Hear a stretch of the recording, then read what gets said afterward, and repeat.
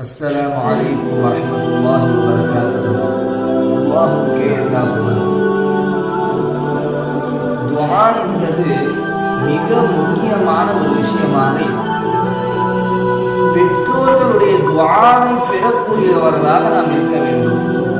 பெற்றோர்களுடைய துஆ அவ்வளவு சாதாரணமானது அல்ல. ஒரு ஊரில் ஒரு தாய் தன் வீட்டிற்கு விருந்தினர்கள் வருகிறார்கள் என்று விருந்து உணவு ஏற்பாடு செய்து கொண்டிருந்தார். அப்பொழுது அந்த தாயுடைய மகன் விளையாடி கொண்டிருந்த அந்த மகன் அந்த விருந்தை எள்ளி போட்டு விட்டார். அதை பார்த்த அந்த தாய் கோபப்படவில்லை, திட்டவில்லை, அடிக்கவில்லை, பதுவா செய்யவில்லை, மாறாக துஆ செய்தார்கள். நம் எவ்வளவு கஷ்டத்திலே இருந்தாலும், நம்மை யார் எவ்வளவு கஷ்டம் கொடுத்தாலும் நாம் செய்யக்கூடியவர்களாக இருக்க வேண்டும். அந்த தாய் என்ன துஆ செய்தார்கள் என்று தெரியுமா? யா அல்லாஹ்வே, என் மகனை மக்காவின் இமாமாக ஆக்குவாயாக என்று துஆ செய்தார்கள். அந்த துஆ கபூலானது.